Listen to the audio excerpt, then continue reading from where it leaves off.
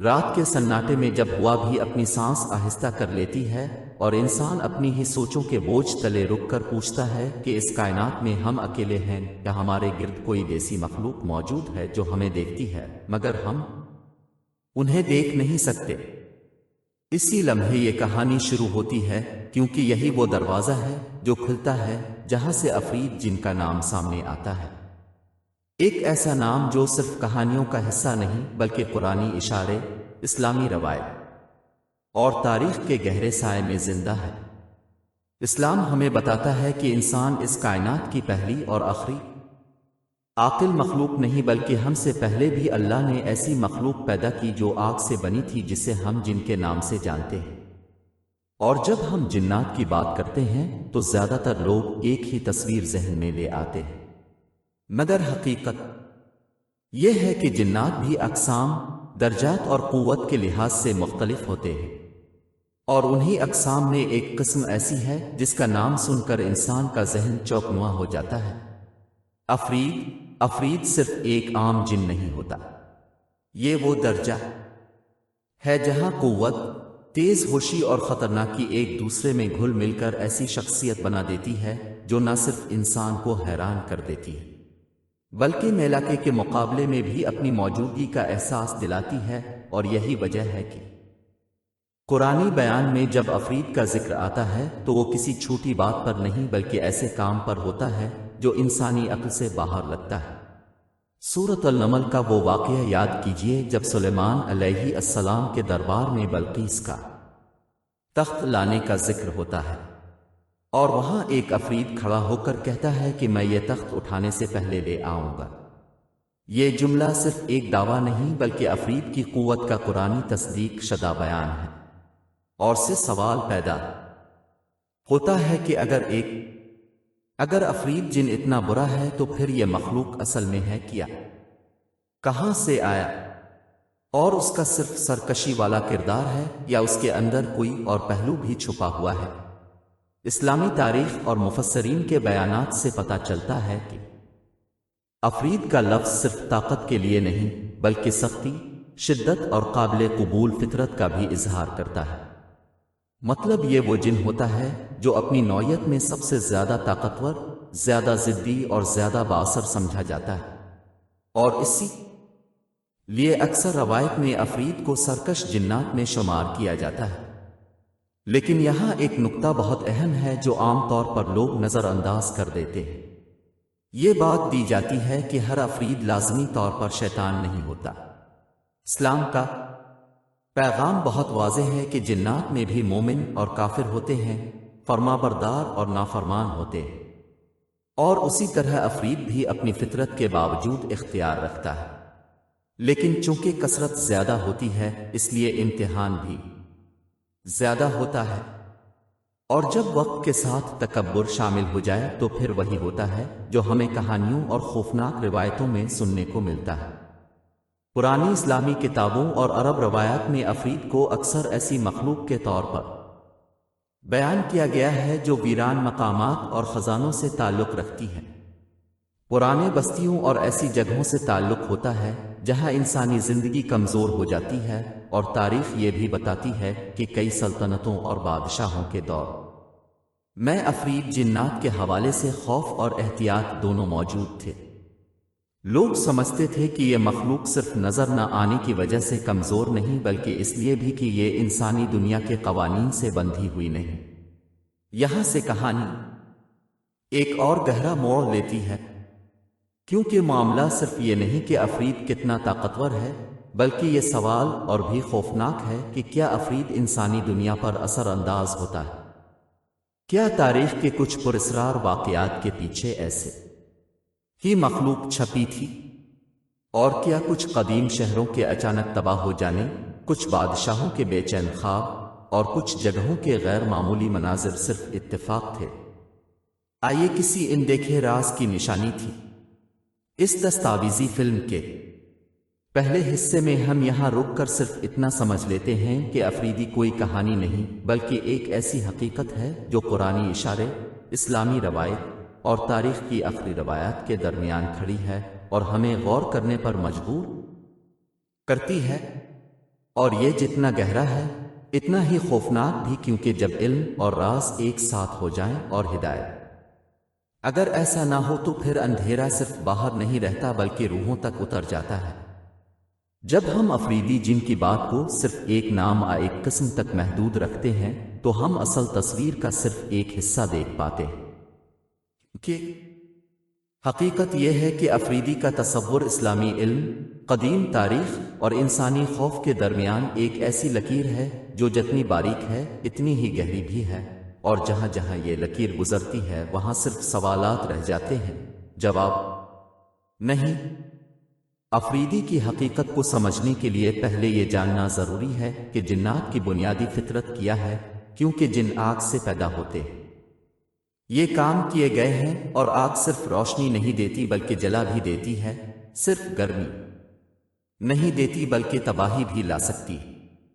اور جب اسی آگ سے پیدا ہونے والی مخلوق علم، شور اور اختیار کے ساتھ زندگی گزارے تو اس کا مزاج عام مخلوق جیسا نہیں رہتا۔ افرید جو اکثر مفسرین نے جنات میں ایک اعلیٰ مرتبہ دیا ہے، ایسا مرتبہ جہاں جسمانی قوت، روحانی اثر اور ذہنی چالاکی ایک ساتھ موجود ہوتی ہے۔ اور یہی سے بات سمجھ آتی ہے کہ کیوں حضرت سلیمان علیہ السلام کے دربار میں جب افرید نے اپنی قدرت کا اظہار کیا تو اسے نہ جھٹلایا گیا اور نہ ہی اس پر حیرانی کا اظہار کیا گیا، کیونکہ وہ کائنات اللہ کے بنائے ہوئے نظام کے اندر ہی تھی۔ اگر یہاں پر ایک اور گہرا پہلو سامنے آتا ہے، اور وہ یہ کہ افرید کی کائنات اسے صرف کام کرنے کے قابل نہیں بناتی بلکہ اسے فتنے پیدا کرنے کی صلاحیت بھی دیتی ہے، اور جب فتنہ علم کے ساتھ مل جائے تو پھر وہ صرف جسم پر اثر نہیں کرتا بلکہ ذہن اور روح پر بھی حملہ کرتا ہے۔ اور یہی سے شروع ہوتی ہیں وہ کہانیاں جنہیں لوگ صدیوں سے پورا خوفناک اور ناقابل بیان سمجھتے آئے ہیں۔ تاریخ کے صفحات میں جھانک کر دیکھیں تو قدیم عرب، فارس اور آنتا کی کچھ روایتوں میں ہند اور مصر تک ایسی کہانیاں ملتی ہیں جہاں بادشاہوں، جادوگروں اور رازداں لوگوں کا دعویٰ ہوتا تھا کہ ان کا تعلق کسی ایسی جن سے ہے جو انسانی حدوں سے بڑھ کر ہے، اور اکثر ان کہانیوں میں آفرید کا نام کسی نہ کسی شکل میں سامنے آتا ہے، کبھی ایک محافظ کے طور پر، کبھی ایک غلام کے طور پر، اور کبھی ایک باغی جن کے اپنے ہی قوانین ہوتے ہیں۔ اسلامی نقطہ نظر یہاں بہت واضح اور صاف ہے، اور وہ یہ کہ کسی بھی جن، چاہے وہ آفرید ہو یا عام جن، انسانوں پر غلامی یا حکمرانی کا حق نہیں رکھتے، حق حاصل نہیں ہوتا، اور جو لوگ ایسا دعویٰ کرتے ہیں وہ تو دھوکہ دیتے ہیں یا پھر خود دھوکے کا شکار ہوتے ہیں۔ لیکن یہ بات بھی اتنی ہی سچ ہے کہ افرید جن اپنی فطرت اور عادت کی وجہ سے انسانی کمزوریوں کو بہت اچھی طرح پہچان لیتا ہے، اور جہاں کمزوری ہوتی ہے وہاں وسوسہ آسانی سے گھس جاتا ہے۔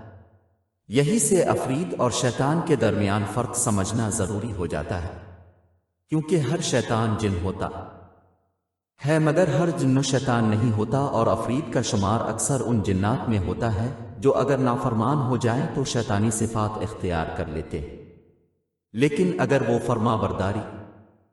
اختیار کریں تو وہ بھی اللہ کے نظام کے تحت ہی رہتے ہیں،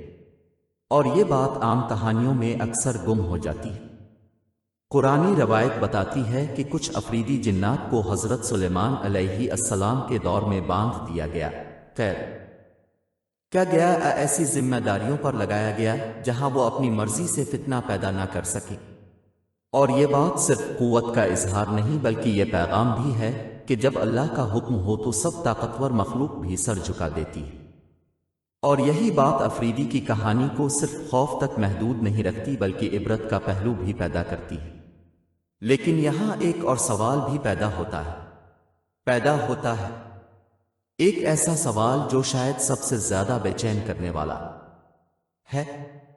اور وہ یہ کہ اگر افردو جن میں اتنی طاقت، اتنا علم اور اتنی سمجھ بوجھ ہے تو پھر اللہ تعالیٰ نے اس مخلوق کو پیدا ہی کیوں کیا؟ کیا یہ صرف انسان کو آزمانے کے لیے ہے یا اس کے وجود میں بھی کوئی ایسا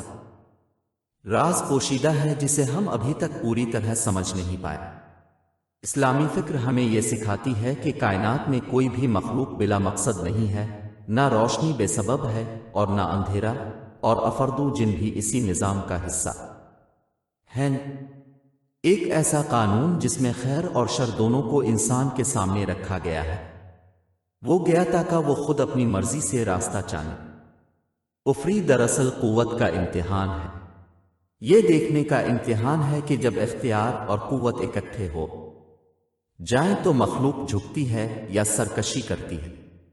بعض اہل علم یہ بھی کہتے ہیں کہ افری جن کا تصور ہمیں یہ یاد دلانے کے لیے ہے کہ صرف دکھائی دینے والی دنیا ہی اصل حقیقت نہیں، بلکہ ہمارے ارد گرد ایک ایسی کائنات موجود ہے جو خاموش ہے، غیر مادی ہے، مگر مکمل طور پر زندہ ہے۔ ایسی دنیا جو ہمارے اعمال کو دیکھتی ہے لیکن ہمارے اختیار میں نہیں۔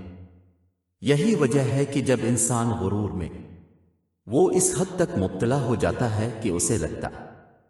ہے جیسے وہ سب کچھ جان چکا ہو، سب کچھ پا چکا ہو، تو قدرت اسے اچانک کسی انجان حقیقت کی یاد دلاتی ہے، اور افریدی جن کا تصور اسی یاد دہانی کی ایک شکل بن جاتا ہے۔ کچھ روایتوں میں یہ بھی ملتا ہے کہ افریدی جن کو فاصلے اور مادے کے بارے میں ایسی معلومات حاصل ہیں جو انسان کے سمجھ سے باہر ہے، اور شاید یہی وجہ ہے کہ ان سے جڑی کہانیاں ہمیں وقت سے پہلے پہنچ جانے، لمحوں میں غائب ہو جانے یا صدیوں پر محیط رازوں کی صورت میں سننے کو ملتی ہیں۔ لیکن اسلام ہمیں یہاں بھی احتیاط کا درس دیتا ہے۔ ان باتوں میں حد ہوتی ہے۔ آگے بڑھنا علم نہیں بلکہ بس اتنا ہوتا ہے۔ یہ بھی کہا جاتا ہے کہ افری جن کا سب سے خطرناک پہلو ان کی جسمانی طاقت نہیں بلکہ ان کی نفسیاتی گرفت ہے۔ وہ انسان کے دل میں خوف، لالچ اور تجسس ایک ساتھ پیدا کرتے ہیں، اور جب یہ تینوں چیزیں جمع ہو جائیں تو انسان خود اپنے لیے سب سے بڑا خطرہ بن جاتا ہے۔ اسی لیے قرآن ہمیں بار بار یاد دلاتا ہے کہ دنیا کے دروازے کھولنے کی کوشش مت کرو بلکہ اپنے ایمان کے دروازے مضبوط کرو، کیونکہ جو دل اللہ کی یاد سے روشن ہو وہاں کسی افرید، کسی شیطان اور کسی وسوسے کے داخل ہونے کی گنجائش نہیں، جگہ بچ ہی نہیں پاتی۔ اور شاید یہی پوری کہانی کا سب سے گہرا راز ہے کہ افرید جو باہر دکھائی دیتا ہے اس سے زیادہ اندر کا امتحان ہے۔ یہ انسان کے خوف کو پرکھتا ہے، اس کا یقین آزمانے آتا ہے، اور اس کی نیت کو بے نقاب کرتا ہے۔ اگر انسان اللہ کے قریب ہو تو افرید صرف ایک مخلوق رہ جاتی ہے، اور اگر انسان ہدایت سے دور ہو تو وہی افرید ایک سایہ بن جاتا ہے جو اس کا پیچھا کرتا رہتا ہے۔